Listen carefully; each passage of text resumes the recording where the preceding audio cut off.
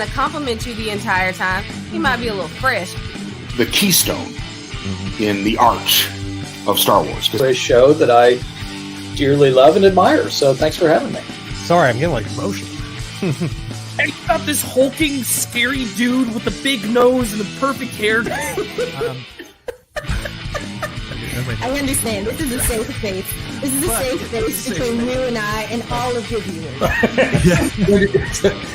Cassie and Jim on the beach, and people are like, no. I can literally hear people out there, no. Rogue One was awesome. I love the Han Solo movie, and then of course I love The Mandalorian. And like getting to talk to fans face to face and learn their names and just, get to hear their stories. And in the world of Star Wars, there's a bunch of people who look different. There are different species. There's lizard men.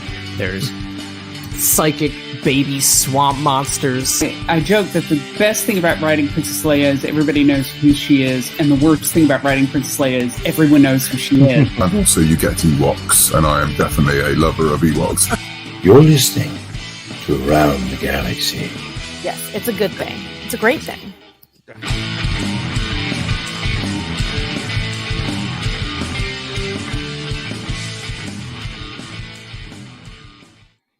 Well, welcome to Around the Galaxy, the last show of 2021. Thank God this one is over.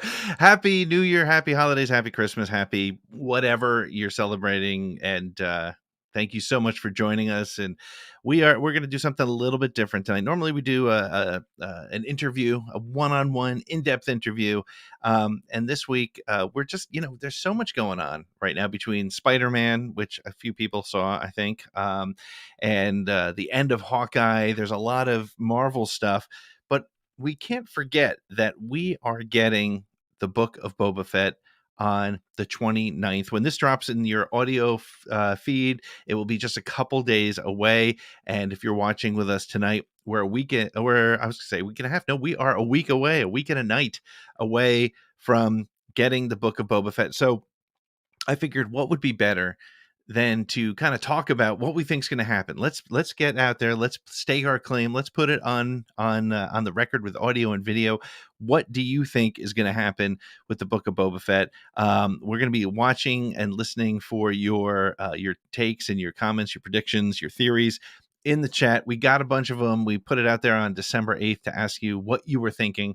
And I keep saying we, as you know, Around the Galaxy is just me and, sometimes this crazy battle droid. But tonight I'm very excited to have a really good friend of mine on to share the conversation with, get his hot takes, and just, you can't, I think one of the greatest things about Star Wars is being able to talk about it with somebody. And so tonight I'm really excited to bring in my good friend from the Podcast of the Wills, Nick Milkey.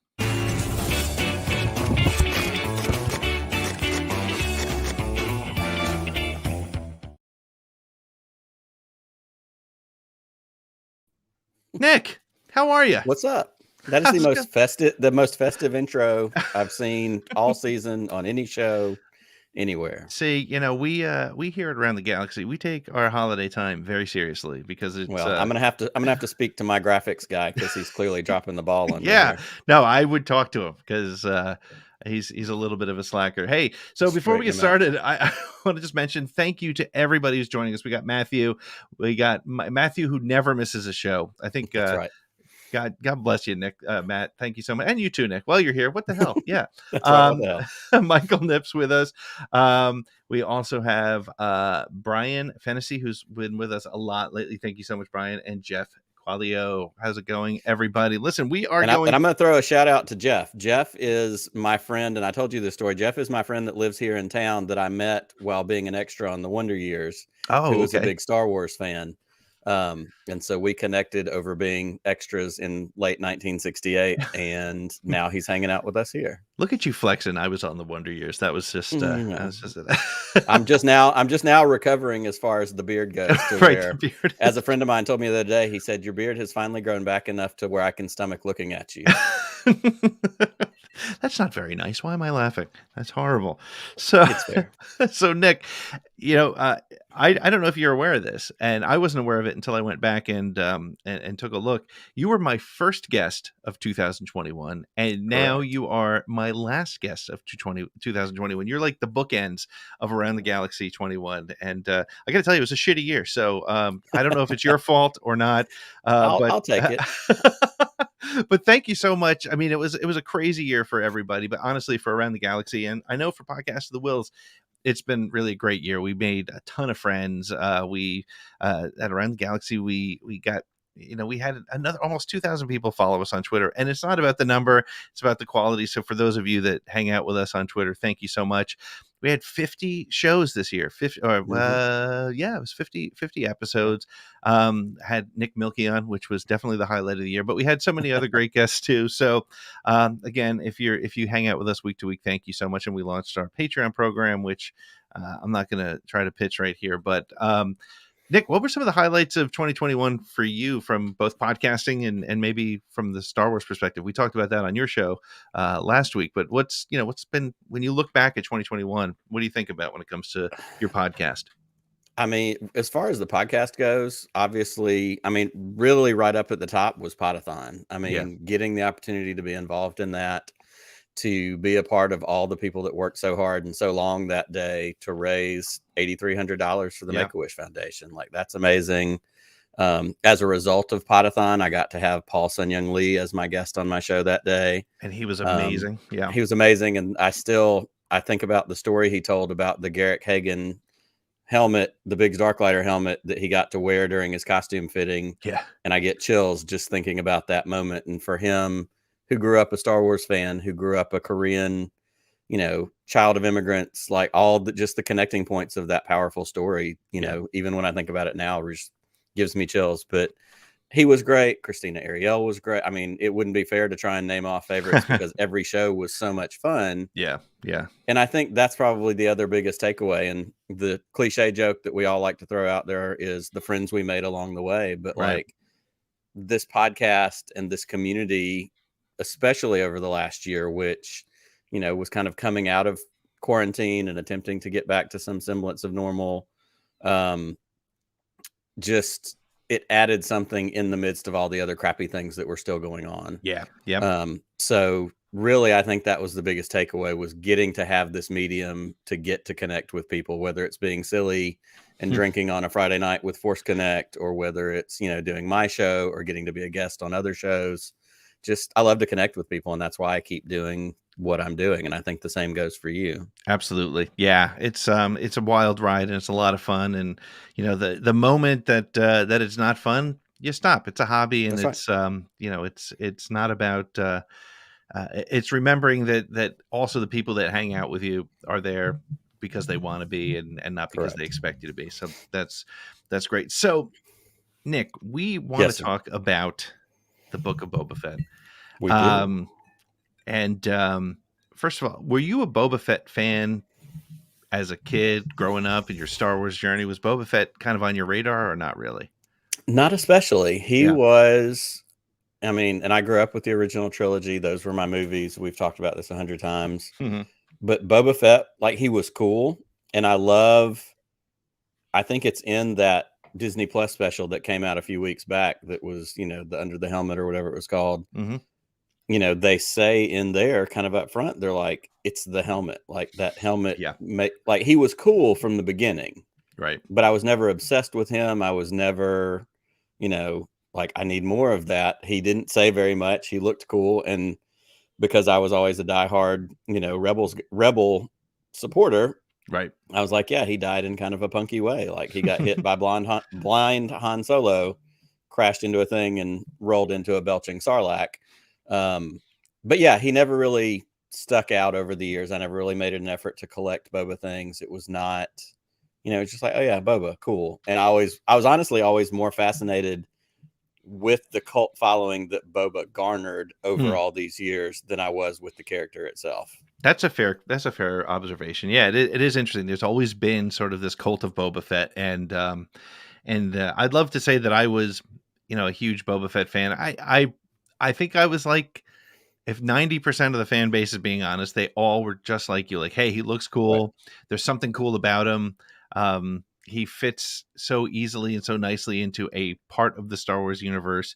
You did want to know more about him, but if you didn't, it was all right. And that was actually kind of one of the interesting things about him, so. Well, and we were always told that he was the most feared bounty hunter in the galaxy. Right. But all we got was him posing and looking cool and then dying in a punk way. Like, we didn't get that. So I think the pivot from there is when we get his return in season 2 of The Mandalorian and we see, even without the armor, oh crap, this might be what they were talking about. Right.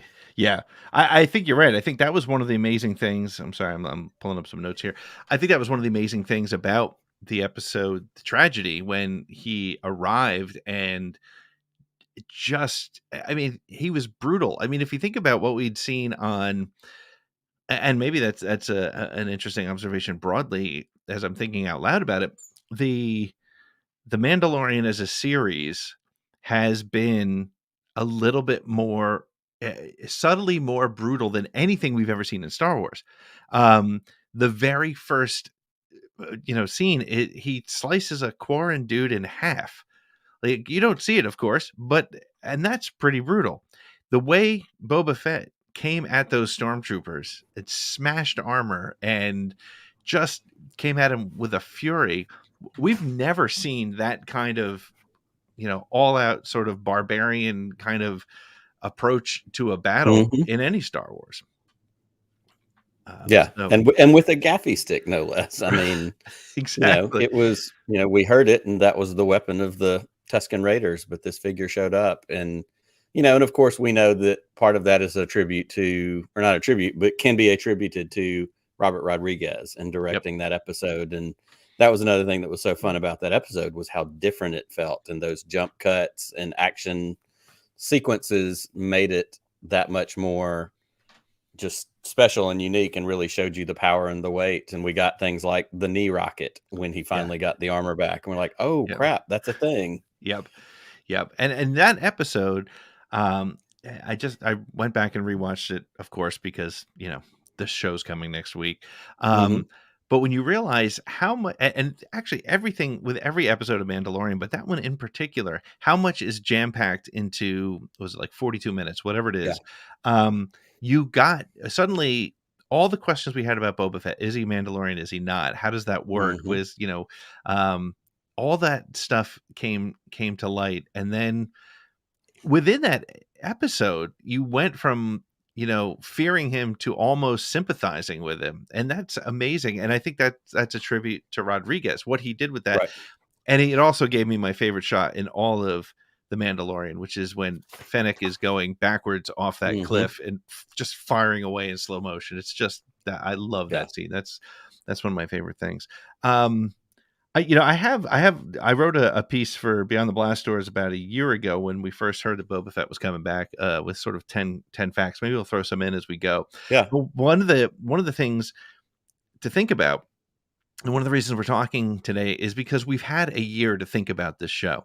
It's hard to believe it was over a year ago. I think it was on Sunday that it was the 1 year anniversary of the final episode, which everybody always talks about, the Luke Skywalker return, which is incredible. And everybody also talks about that ending. And those were in the same episode. The return of Boba Fett to Jabba's palace and the return of Luke Skywalker. It's pretty incredible. But we don't know a lot about the series. And that's why we asked you on December 8th to start, give us some of your crazy ideas and things you want to see and things that you're excited about. And we'll get to those in a minute, but I want to just lay out for you and get your thoughts on the things that the only things we know for sure about the show. And it's amazing how little we know. It's been a year, and in a world full of leaks, in a world where Spider-Man No Way Home, basically all the surprises were ruined before you walked in the door. We know nothing. And incredibly, we read very recently, I think it was Favreau who said that they were able to talk Disney to hold back the announcement from the shareholders day, which Right. tells you a lot about the play that Favreau has there. But the only thing we know for sure is that Rodriguez told us that the only thing we've seen so far is from the first few minutes of the episode. And that's pretty exciting of the first episode. They can't share anything. First half of the first episode. Right. The first half of the first episode is the only thing we've seen so far. Correct. We know that they can't share anything else because each episode is, quote, full of big surprises, which is very exciting. The second half of the season allegedly is epic. Who knows what that's going to be all about. And Rodriguez also went on record as saying that the show over delivers, which is a very dangerous statement in today's. That's a bold move. Yeah. What of all those things, what's the thing that's kind of most surprising to you that we've heard?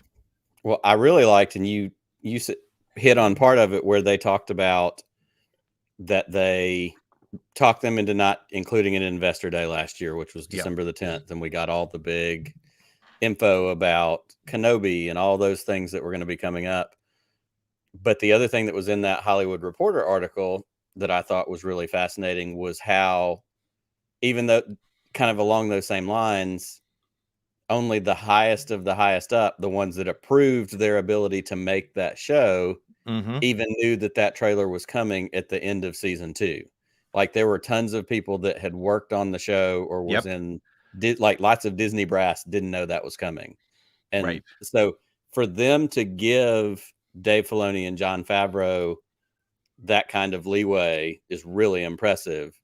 And I think that certainly attributes to their ability to keep it secret, like you said, and their ability to, hold things back. And I've said, and I think you and I even texted about this when that first trailer dropped, I only need enough in a trailer to let me know it's still coming. Yes. Yep. I don't want all the details. That's why I'm watching the show. Yes. Yep. And so I love, I went and saw Spider-Man, this last weekend when it came out. And I've loved over the last several years, and Marvel does it well. Marvel does it well. Star Wars does it well, even though we complain about how we didn't get a Kenobi trailer, how we didn't get a whatever. Right. But they do a really good job. I think back to Mandalorian season 2 and the trailers that we got for that. Right. Those trailers were primarily like the first 1 or 2 episodes at the most. Well, think about the trailers for the first season. They had to withhold 7.6 episodes worth of Baby Yoda. Correct. They were able to show us nothing. So I like that. And I like that they're able to control the secrets and the leaks and the narrative so that we get to come in and have a pure experience, that we get to come in and really enjoy, taking it all in. And now I am also very intrigued by the inflating the expectations ahead of time. Again, in a culture where all you have to do is make one person mad on the internet and the whole world catches on fire. Right.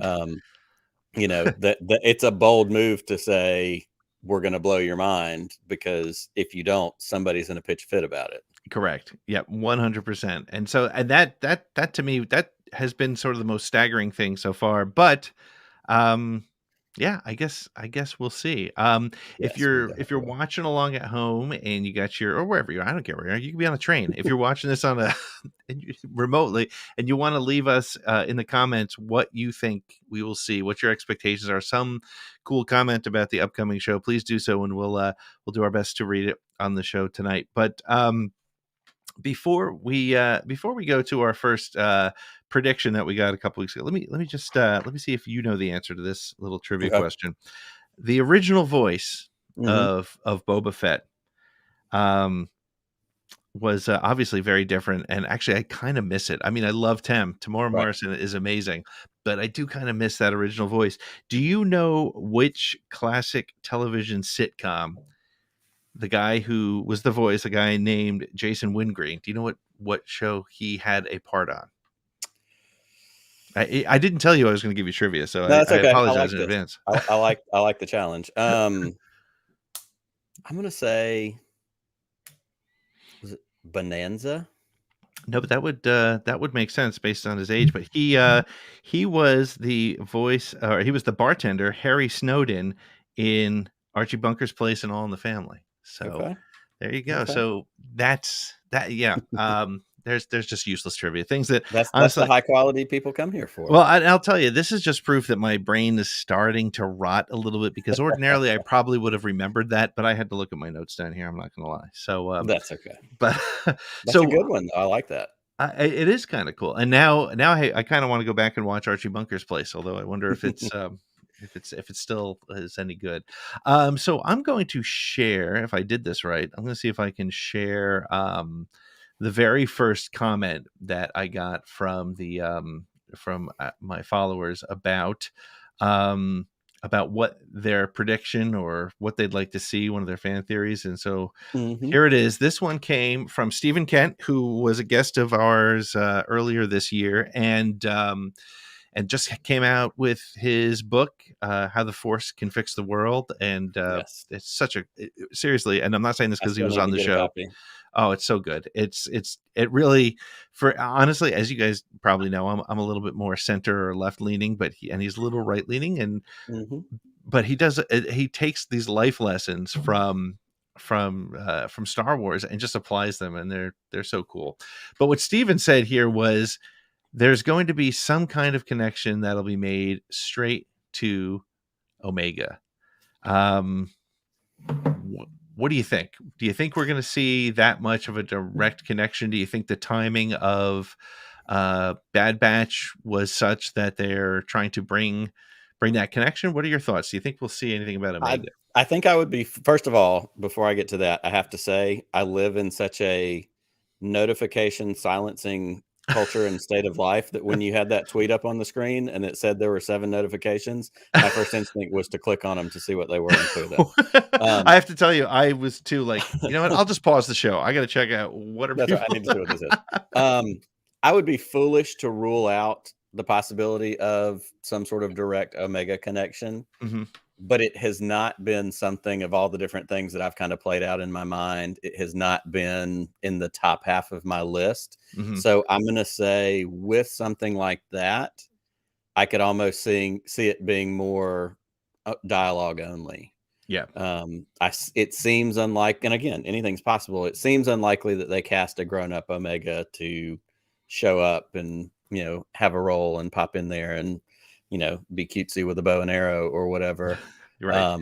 But I could see it certainly being some sort of mention, again, if we're getting we'll get into this in a minute with one of my ideas. I could see it being a part of a story he tells somewhere to someone. Yeah. Yeah. I would be surprised if we see her, for 2 reasons. I wouldn't rule out a quick mention, but I'm even going to put that a little bit on the side for two reasons. One is, I still feel like they're going to be creating the Boba Fett story here, and they're going to need to really focus on that. It is only 7 episodes, so they're really going to need to focus on that, unless she is a driving part of it. But the reason I don't think she will be is because Bad Batch has season 2 coming, and they need to. Nobody expects to see a dead Omega, right? Let's be realistic here. Yeah. However, they do need to leave a little bit of mystery as to where she is and what happens. And if we see she's become, a rebel spy, or she's become a mercenary, or she's become, a dirt merchant in Tatooine, I don't think we're ready to know what the end of her story is. I do feel like there's a good possibility that we could get just a passing mention, like Fennec saying something like, well, that, like your sister, or just something like that to kind of throw a passing glance at it. But I don't really think that we will get her in this specifically. So, okay. So let me pivot off that. I'm going to throw it back at you because now we have dueling hosts going on here. I love it. Kind of like last weekend. So if it's not going to be Omega, who do you predict would be a character from animation that does show up in Book of Boba Fett? That's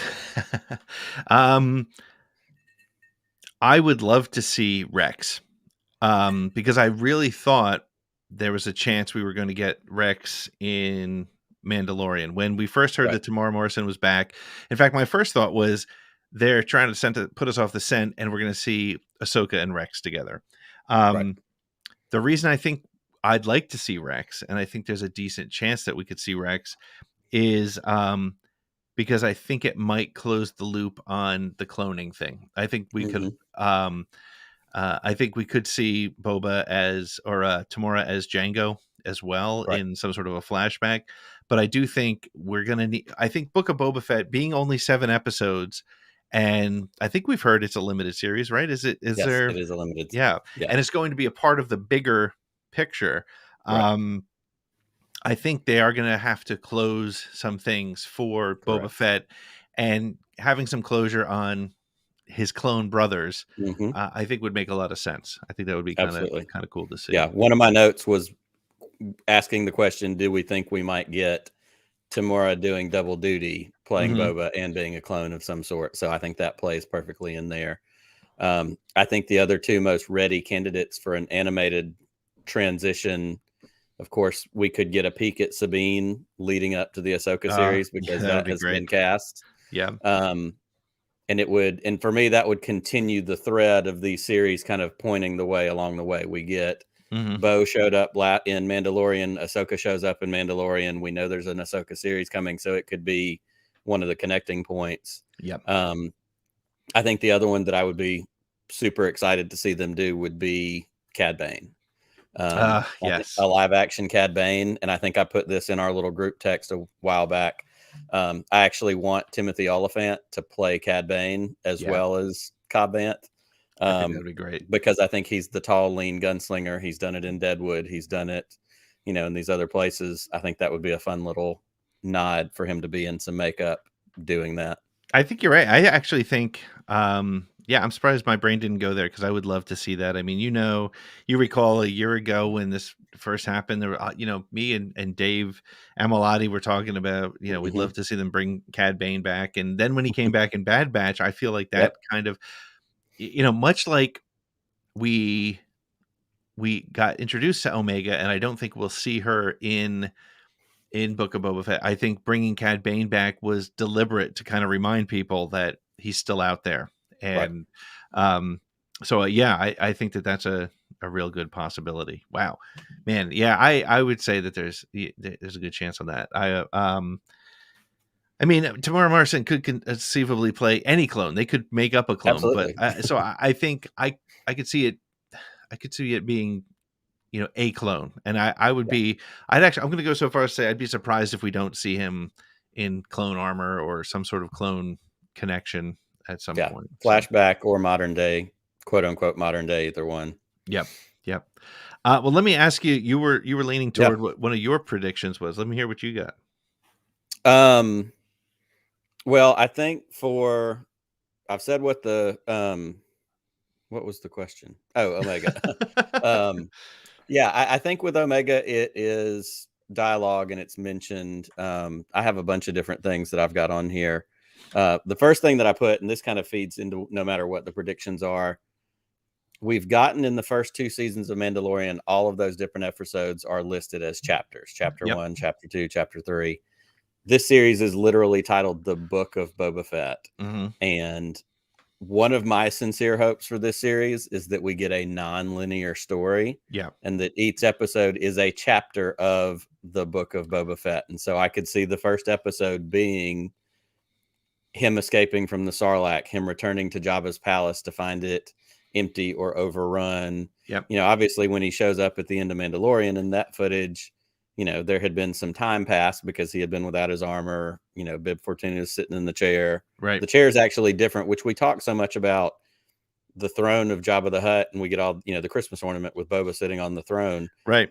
There's no way Jabba the Hutt ever sat in that chair. That is not Jabba's throne. That's a great point. He sat on a platform, but I think, one of the things that I would really be excited to see is for it to jump around to some different things, and that would allow them to utilize possibly flashbacks, to utilize, even, do we get a flashback to Daniel Logan as a younger Boba Fett? Oh yeah, showing up to do something. That would be great. I think that's one of the things that I'd love to see, is just for them to really lean into. We're telling the story of the greatest bounty hunter in the galaxy, because we've always been told that's what he is, and now you get to see it play out. not necessarily in a connect episode 1 to episode 7 type of way. And I will say this too, and I think very funny. Michael says Jabba had the throne in his Peloton days. Hey, there was a ripped hut in the comic book, the Bounty Hunter comic book, that I would love to say I read a lot but didn't. I think you're right, and I think my biggest theory is that this is setting up Boba Fett to be part of this culmination of the story. And if you think about it, we have seen my prediction when I first heard the name The Mandalorian, and after we saw the Darksaber appear at the end of the first season, my prediction kind of got solidified, and that was that it's about the Mandalorian, not a Mandalorian, the Mandalorian, the one who's going to go back and rule Mandalore. But I think this is going to set it up so that when Boba Fett makes his play for Mandalore, when Bo-Katan makes her play for Mandalore, and Sabine makes her play for Mandalore, we're going to see sort of a four stories come together in this epic sort of struggle to take over Mandalore, because you have very different types of people. You have somebody like Bo-Katan who believes she is the heiress. She is the rightful owner. You have Sabine, who's been there, who gave it up and may regret it now, right? Now that she handed that off. You have Din, who is like, I don't even know if I belong here. He doesn't even know what Mandalore is. Yeah, he doesn't even know what a Jedi is, which is just, I love that about he's Din still wrestling with the whole taking the hat off thing. And then you have Boba Fett, who all we know is that he truly is Mandalorian, although maybe not by blood, but we know that he's definitely Mandalorian. He's got the chain code, so he probably feels like he's got some sort of rightful say. And so I think that's why there's actually some point to this lunacy. That's why I think this is giving you his story. He'll disappear until the big epic finale, but this is him setting himself up so that he's prepared to go for the ruler of Mandalore, to really take his own rightful spot. So I'm gonna throw a small wrench into that theory. Yeah. I like the idea. I like the contention. And I think that's, at one point that feels like what they're pointing us towards with Mandalorian season 3, especially if for the time being Grogu's out of the picture. It ends with, Din has the Darksaber, but obviously Bo's, upset about that. Here's where I think I see that being slightly different than your vision of it, which is, I think and this is my big one. I think by the end of Book of Boba Fett, I think Boba dies. Ooh. He essentially endorses Din, because maybe Din shows up to help him with something at the end of this series we're about to get. And as a result of Boba dying, Din ends up with Boba's starship just in time to start Mandalorian season 3. Because obviously there's a vacuum of him not having a ship after the Razor Crest was blown up. He spent the last couple of episodes of Mando season 2 flying around with Boba. Yep. So I could see it being he's the one with integrity. He's the one that I think should be doing this. He has the ship, and I don't know. That's I feel like maybe this is a coda for Boba Fett for over all these years. It could very well be. We get a series to wrap up instead of him disappearing to be Thanos in the background for another couple of seasons until it all swirls together. I like that, actually. I think that's just like I think Hawkeye is going to retire after tomorrow's episode. Now, when this drops next week, I will have been proven wrong. But let me share another prediction that kind of plays off what you're saying, but I think it's a really interesting one. It's one that I didn't think about. And it's, like all of these, we're all probably wrong, but it's worth taking a quick look at. Alexander says at Ella Jawa or El Jawa says Boba Fett isn't actually Boba Fett. It's a clone impersonating him after he died in Return of the Jedi. Now, while I think that's very unlikely, I do feel like there is it would be interesting to see that as kind of something that plays out, because it could be the age difference, I think, is what kind of kills that, but it does kind of does play with what you're saying about the death of Boba Fett, and Mhm. in a way, it's sort of like you have so many different Marvel heroes who Batman comes to mind, who has people who work for him or with him and Right. kind of do what he needs done, in Robin or whatever. Or so that's an interesting concept. I like the idea, sort of, yeah, as Michael was saying here, the Dread Pirate Roberts, exactly. And all the clones just keep on coming. But what do you think of that? What's the likelihood of that in your opinion, you think? That doesn't seem as likely because, like you said, it feels a little more. There's a lot of more hoops we have to jump through to get to that, as far as, well, I'm not really him, but I have his memories, or I'm not really him, but I still ended up with his ship and recognized his armor. Or it's fun, but it gets a little more into maybe that's a what if Star Wars proposition. Yeah. No, I like that. I think that would be a cool what if Yep. Boba Fett was not the original Boba Fett?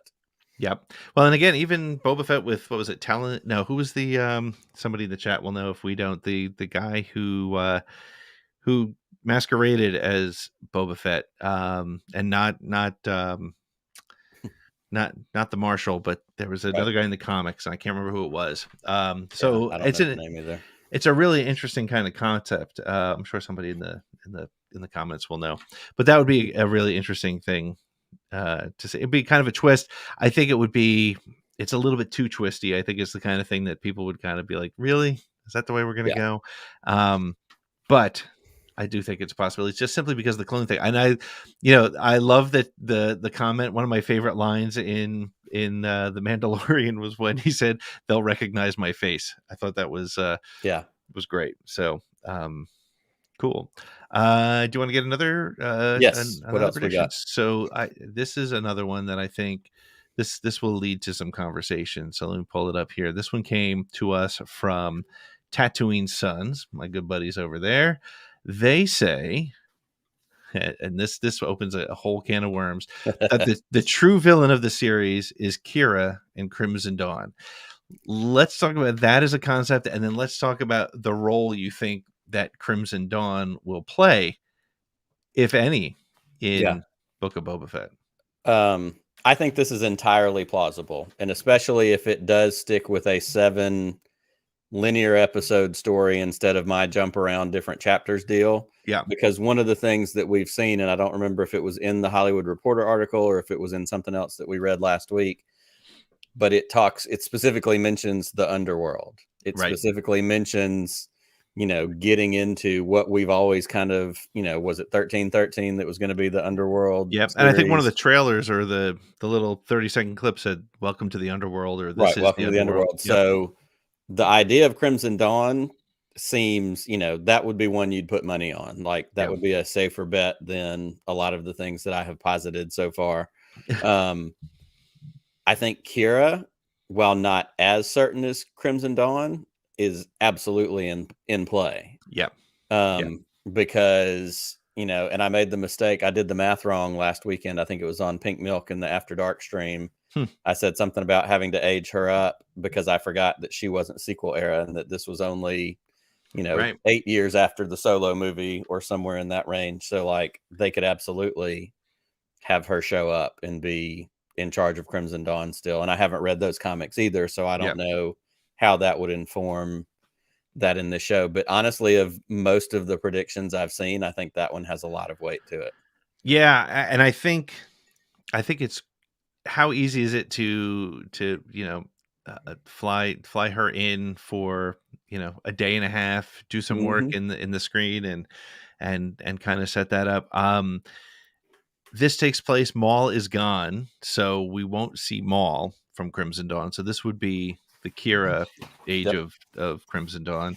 And maybe it's even Kira trying to make a deal with Boba. I think we're going to see a lot of that sort of Godfather, 5 families coming together kind of thing. And I, again, that kind of goes to my theory that this is setting up Boba Fett for that play for Mandalore, where he is trying to create his own army, his underworld army that could come from that. And you know what?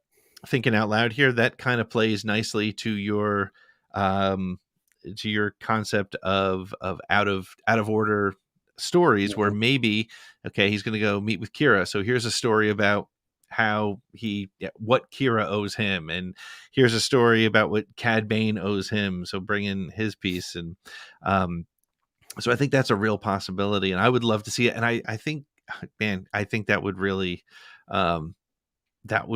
do a nice job of tying comics to Solo a Star Wars story, to Book of Boba Fett, to the Mandalorian. I think it would be a really nice overall connection there. I think. Well, and it might even, we've heard for a lot of years now the outcry for another Solo movie. Right. You give somebody a tease of Kira, how much farther, does that keep that hope alive? Does that, right, indicate a lean towards a series? That could do any number of things. But let me ask you this. Yeah.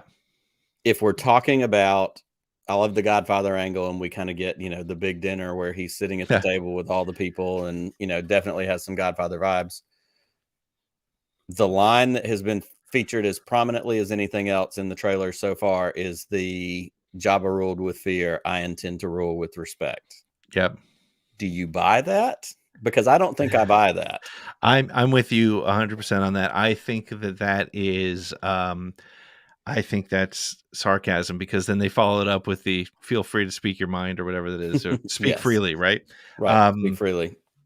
And although the only thing that gives it credence is the fact that he does tend to stick to whatever that bounty hunter code is, that is still sort of, but I don't know. I think it's a possibility that, I guess when you're leading a crime family, you have to tell the different crime families what they want to hear. And so, and clearly, I think that's one of the other things is, Jabba's been gone for how many years? I guess 5 years.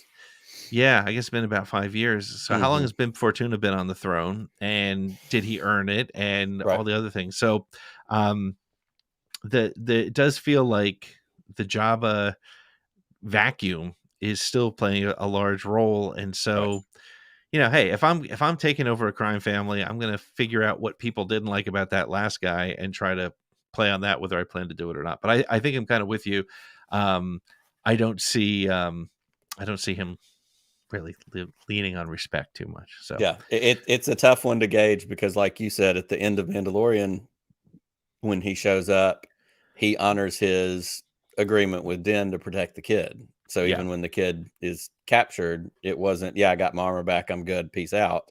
Yeah. He said, no, we're going with you, because we, so there are those, but it's interesting in the story writing, because you're mixing old versions of Boba Fett with modern versions of Boba Fett, and how ruthless are you willing to make him be? Right. How, it's different literal different decades of storytelling that have changed from what the concept may have been in, old novels, old comic books, what he was intended before, to what we get now, which is, there's nothing wrong with being a man of your honor and a man of your word, but like, it's just a weird mix for this character that maybe we're supposed to be unsure. Right. Nope. I think you're spot on with that. And I think it would be really interesting to see him as that Godfather, but with kind of like that vicious streak. Behind it. All right. So before we get to your next theory, the next Nick theory, I want to share this little factoid about Boba Fett that I had found, that at one point in the development of Return of the Jedi, Lucas had plotted Boba Fett as the main villain of the story. He decided to go with the Emperor storyline, writing in 1981 upon deciding he was not going to be making a sequel trilogy. So he was like, I'm not going to do the sequel, so I'll bring the Emperor into this one. But can you imagine Boba as the big bad? And I hate to lean on the it's poetry, it rhymes thing. Mm-hmm. But we get in Last Jedi, we get the same thing with Phasma. Yep. We get the light setup of Phasma in Force Awakens. We get a little bit more Phasma in Last Jedi and the face off with Finn, and she falls down the fire hole. Mm-hmm. But also it was, same thing. Probably at that point they didn't know they were heading towards the Emperor, but we thought, maybe was it going to be Snoke at this point? The Snoke reveal with Kylo and that thing has happened.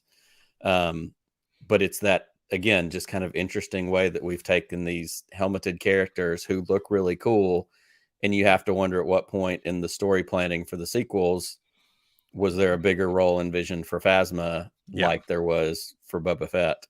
I love that stuff, and that's the kind of behind the scenes what if things that I can nerd out for hours, just going, gosh, but what if they did this? And what if they, that series that I mentioned on Disney Plus, the Under the Helmet Boba Fett series, I loved that so much because you get to see the concept stuff. You get to see, he shows up at the Marin County parade, that first, deal. And the extras or the stunt and production guys are like, you're tall enough, go get in that costume. We've got to go, do this thing. Yep. Sort of how Mark Anthony Austin ended up in exactly Return of special edition. The special editions. Yeah. You fit. So you yeah. I like that.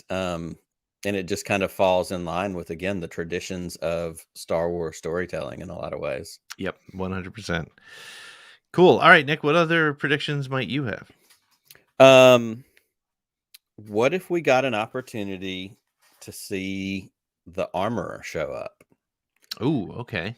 Because she disappeared when that covert, came apart, but to the best of our knowledge, she escaped and headed off, and she beat the hell out of some stormtroopers, like yes, she did. Like Boba did. And she was also on Tatooine, in a different part of Tatooine, as Tim says.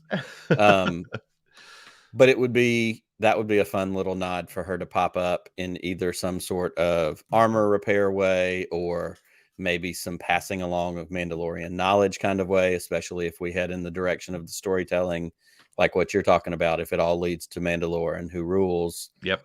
She kind of has been a gatekeeper kind of character who's carrying the torch for the old way and some of that. And I think I'll add to that, because as we're talking about the possibility of sort of 4 different Mandalorians all vying for the throne, we don't know what kind of Mandalorian Boba is. And I think one of the things that has been mentioned sort of in passing, and I'm actually surprised it hasn't been a bigger deal to people, is the fact that the Armorer wears a helmet with horns, which is very similar to those that were following Maul, which was a very traditional, very aggressive kind of, warmongering, fanatical. Yeah. I mean, and I think that would be also kind of an interesting foil to Din Djarin, who he's been following the extremism, but not sure why. And maybe if he sees that it is a little darker, and that it's not who he thinks he is, it might be able to turn Boba Fett back into a villain by the time you get to the end of that arc. And maybe I would love to see the Armorer, and I'd love to get some sort of insight as to who it is. I mean, there's been so many different theories as to who she is. It would be kind of cool to get her story. Yeah, she would be one I think that would make sense to show up in some form or fashion. Oh, that's cool. I can definitely see that. And you don't make a Black Series action figure out of somebody who's well, actually you do. But I mean, it's I mean, the fact that there's a Black Series Mithril, I think is that's why I don't do Black Series anymore. I mean, our friend Paul Carson Teva himself has been in 2 different episodes, and he doesn't have a Black Series yet. So it's just not right. It's just not right. All right, as we come down the home stretch, what other kind of what other theories might you have? I don't know if the rest of these fall into theories as much as just things that I want to see. Yeah, let's throw that out there. I want Cobb Vanth to show up again, and I feel like there's a way for that to also happen. He's on Tatooine. Yeah, he doesn't have the armor anymore, and the armor, he wasn't a part of the exchange to get the armor back to Boba. Din had it after their whole deal. But I could see there being some way for him to pop in. You want it to be a little bit more than a cameo, like, oh, hey, I just was passing through picking up power converters. I mean, it would be kind of cool if Boba, in his effort to sort of take over Tatooine, has to call on the Marshal of, what is it, Mos Espa? No, Pelago. To call on the Marshal of Mos Pelgo to get him in line, and he walks in, and the Marshal's like, I know that armor. That's right. I used to wear something just like that. And it could even be another I think Din is going to play into this series. I don't think we're going to get through this without some Din involvement. There could be an episode where, along the lines of what you're saying, like Boba needs local help for something, and he calls Din on a holo transmission, and he says, "I've got the guy for you. Contact this guy on the other side of the planet. He'll hook you up." Along those lines, I don't think we get Cobb back in the Boba armor, although that could tie into my Boba dies theory. What if Din gets Slave One, Cobb gets the armor back, and then in Mandalorian season 3, because we also kind of got that really intentional, which first of all, that was the first episode of season 2 last year. Amazing, right? It's probably my favorite episode from that whole season. Yeah. But there was a very intentional moment where they shake hands as they're parting ways, and he says something like, "I hope to work with you again." And he says, "Count on it," or whatever. Yeah. Like, that's the not Pavlov's gun. What's Chekhov's gun? Chekhov's gun. Yep. Yep. That's the Chekhov's handshake that I'm still waiting to come back in the next act.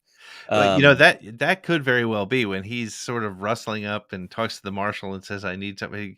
I mean, it would be somewhat almost humorous if he's like, "I know a Mandalorian who could help you out," and it's Din, because Din may not know that Boba's gone back to Tatooine. Right. Be funny. Speaking of armor, it maybe in a flashback mode, it would be fun to see some sort of nod to the white prototype armor. I don't know how they work that in, but that has always fascinated me as well. Yep. I know that's one of the helmets that you have hiding out behind you, but but I don't know. I've always been fascinated by the prototype stuff, so it would be fun if maybe there was a flashback or a nod, or I think it's too much to expect somebody to wear that and that be a thing. Well, maybe it comes as simply as maybe it ties into one of your other theories. Maybe we do see the armor and we see him replating his armor, and it's all white. That would be kind of cool. That would be that's the kind of really subtle nod that I would love, just to see the Boba Fett armor in white, just sort of laid out on a table somewhere before it gets painted. Well, and so here's what it needs to be.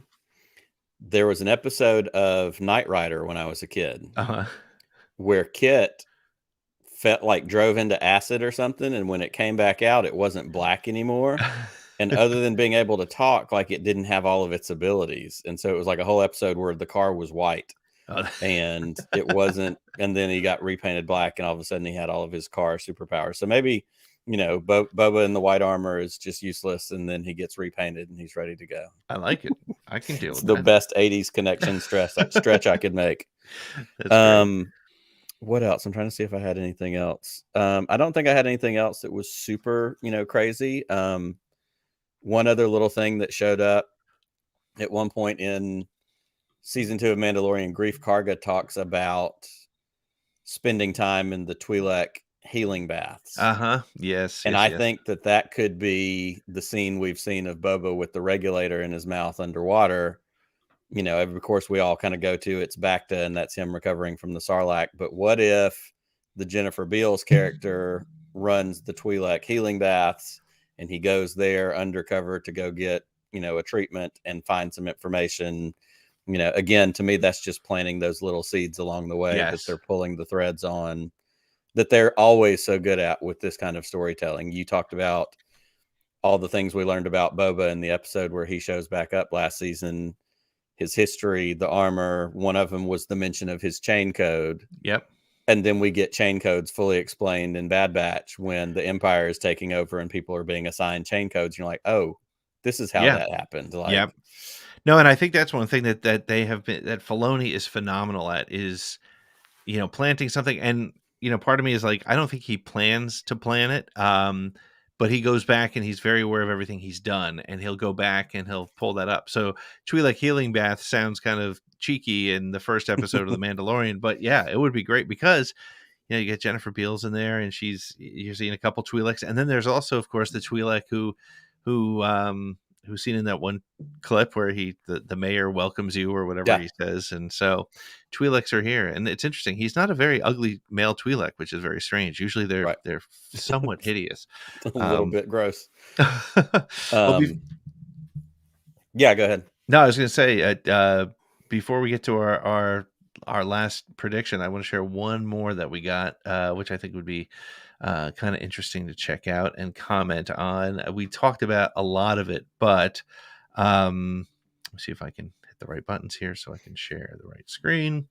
So Imperial Rebel on Twitter said, we'll see Road to the Hut, which of course is from Clone Wars, the movie, Prince Shizor, which I think is, let's talk about that for a second. Tamora Morrison back as Django. I said that before. And Jaster Muriel, that was the name I was trying to remember before, of the guy who sort of he took the Boba armor, or at least paraded as Boba.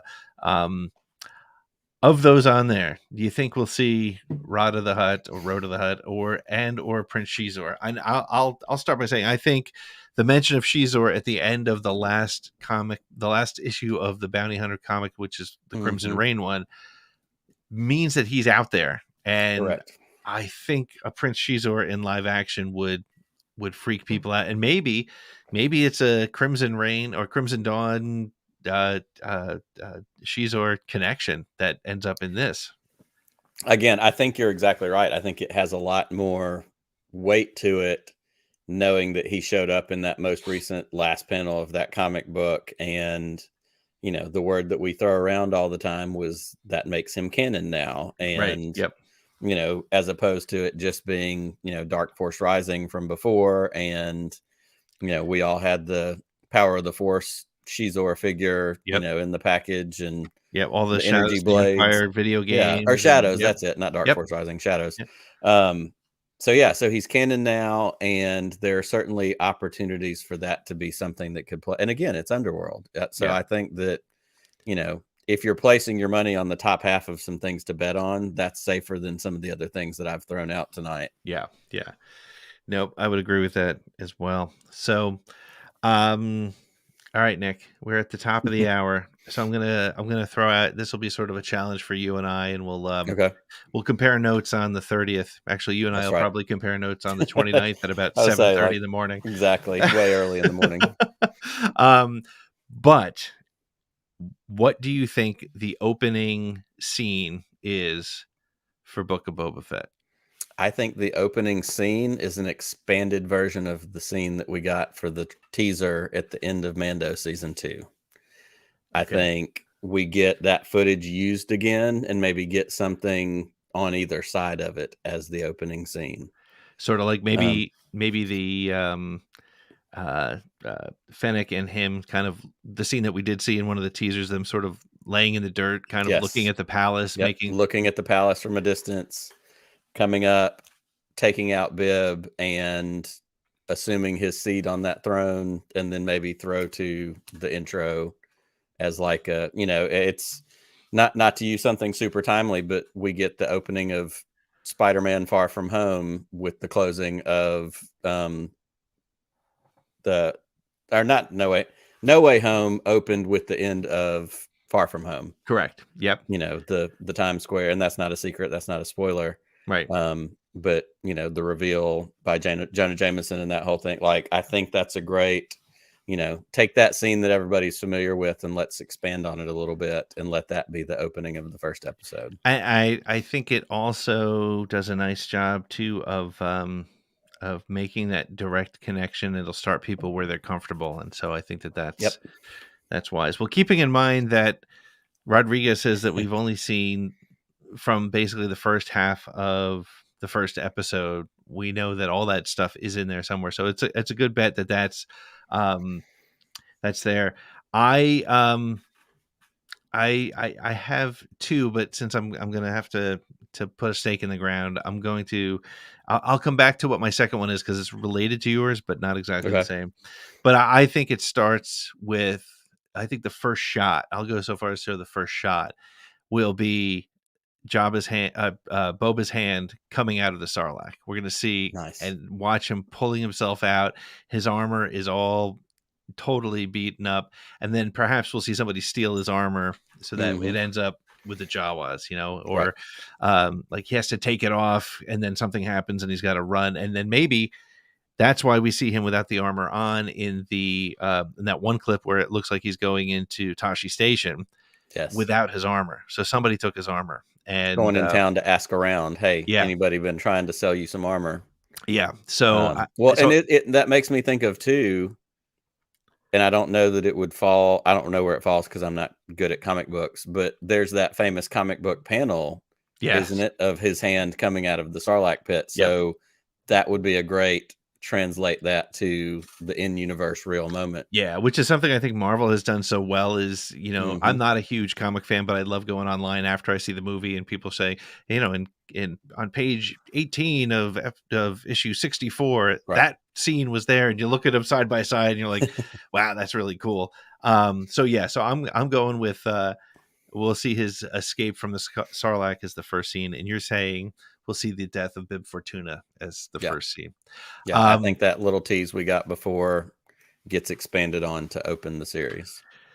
Cool. So I'll give you my second one because this is now that I've said that, and it's sort of a bastardization of your idea, which I like your idea best. Honestly, I think yours is cool and it makes sense, and it's a good storytelling device in a world of people who aren't all sweaty nerds like us. You do have to kind of reset their expectation and like literally my dad called me last Friday night and was like, hey, is there a Boba Fett show coming on? And I was like, oh my God, where have you been? Where have you been? Like, more importantly, where have I been? Where have I been? That's the only thing I would say the real question is what's wrong with me? But I think the other possibility is that it starts with Boba saving Fennec Shan's life and they go to take his ship back from Jabba's palace.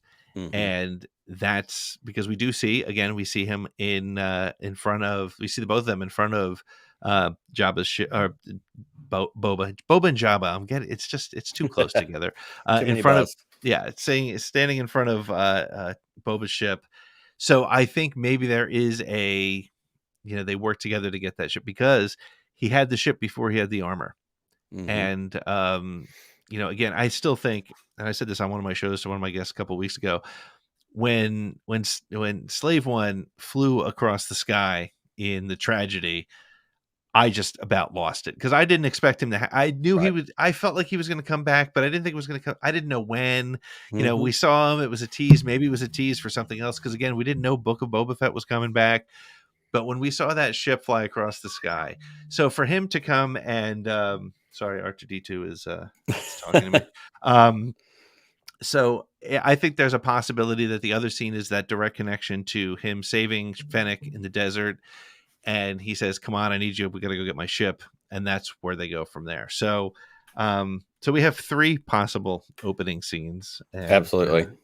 None of them are going to be right, which means they're going to open up with the Twi'lek healing baths or something. So the foolish way that I've managed to sucker you into coming in and hanging out and talking about all this stuff tonight is that I am horribly bad at Star Wars predictions, and everything I've ever predicted has not happened. So I am. My track record is strong.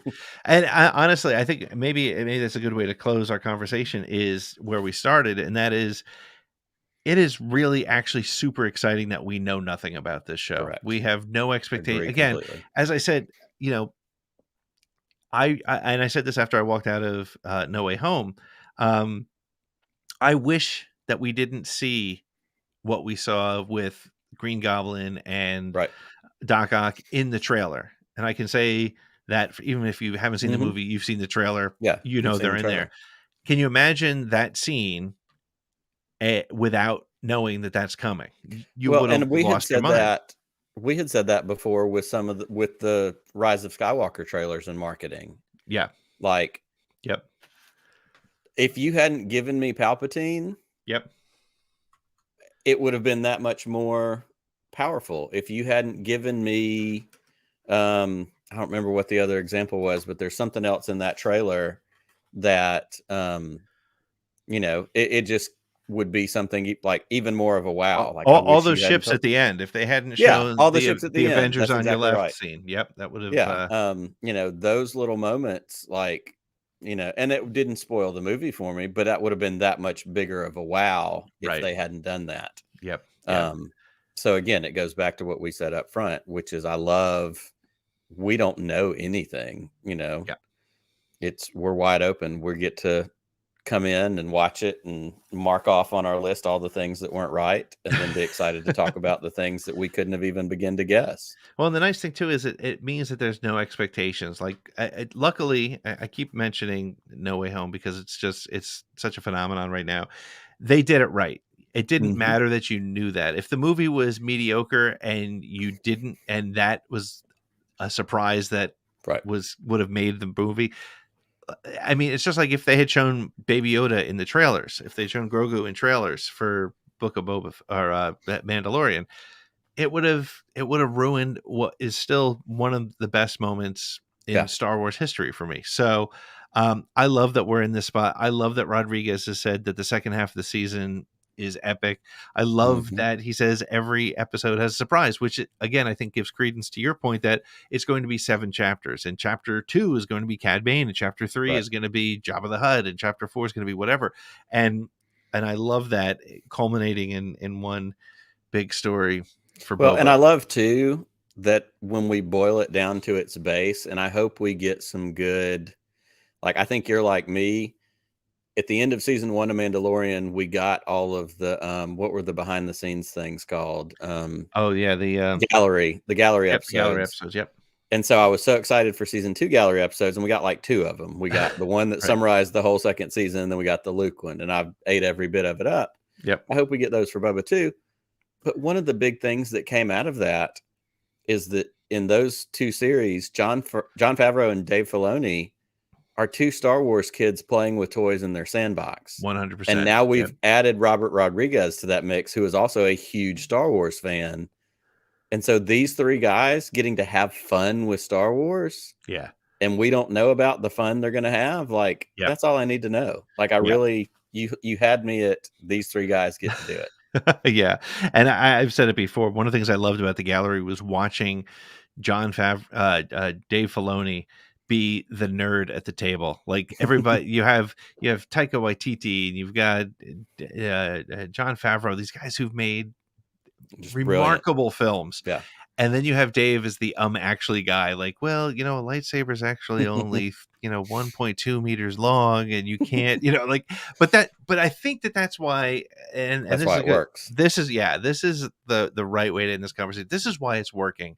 It's because there is enough, and I do think people who did not like Cameo of the Week on Bad Batch are going to hate this show, because I think it's going to be, remember this guy and remember this connection, and we're going to tell you that guy's story, and I think that's going to work. But I think because Filoni is such a student of the lore, it's going to be done appropriately. Like, I feel like Favreau is like, hey, in this series, episode, we're going to have him, he's going to hijack a ship, and Filoni will go, well, if we had Dash Rendar in there and he hijacked his ship, and Favreau is probably like, cool, whatever, make it work. Yeah, and you said it, and I'm going to make it look really cool. Right.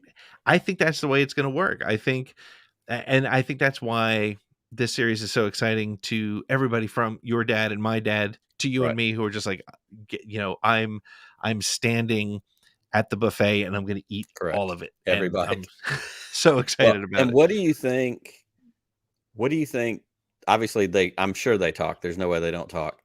Over the course of this process and developing this, Dave Filoni picks up the phone and he calls George to be like, hey, this is what I'm working on. This is what I'm doing. Like, what do you think George thinks about his he is his protege. He's the guy that came and was at his feet. He was the one, he received the mantle, whether officially or unofficially or not.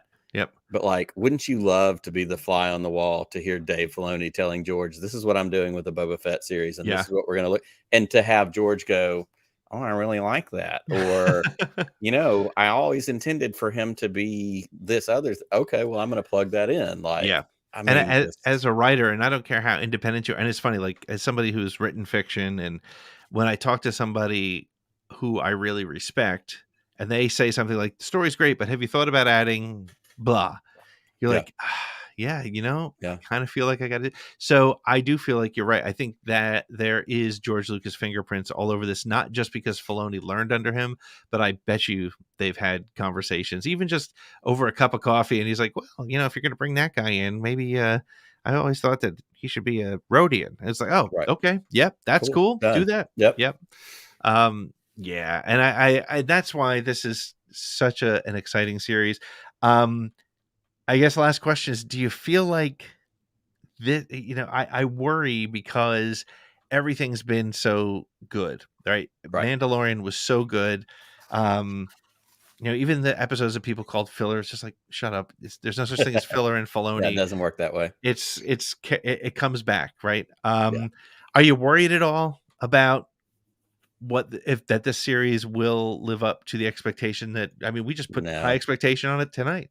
I mean, yeah, I'm really not. And I'm not always like that about things. I went into Spider-Man going, yeah, I've heard it's phenomenal, but is it though? Yeah. I'm a little bit of a natural skeptic as a general rule. Yep. And I'm not saying that I have overinflated expectations for Boba Fett, but when it comes down to it, like, I'm just really excited, and I'm really excited to just watch it, absorb it, and be excited about it, because I also, like you, as much as I love Star Wars, I get exhausted with us bitching and complaining and like, okay, that one wasn't for me. That's fine. That one might have been for Pete, or that one might have been for Jack, or that one might have been for, whoever. So I'm really excited just to watch it and have fun and go, oh man, I never even thought they might do that. Yep. And I think that's the thing to remember. And I love that. And I think we need to remember that when we go into it. Like, I've said it before, when I heard about The Mandalorian, I was like, okay, it'll probably be cool. And honestly, when I heard about Kenobi, I was like, do I need that story? I don't think I do. And honestly, Andor, I was like, no, I don't want it. But I know within 4 minutes, I'm going to be like, I'm so glad we got it. We got it. So even with Bad Batch, even with some of the slow parts of Bad Batch, it was still just, I'm in Star Wars for 30 minutes. Shut up. This is great. I'm happy. The rest of the world can wait. That's right. Exactly. Well, Nick, thanks, man. This was, I can't think of a better way to get psyched up about watching a new Star Wars than talking about it with a good friend who is just as nerdy about it as I am. For people who are listening and may not have heard of you, where can people find you online?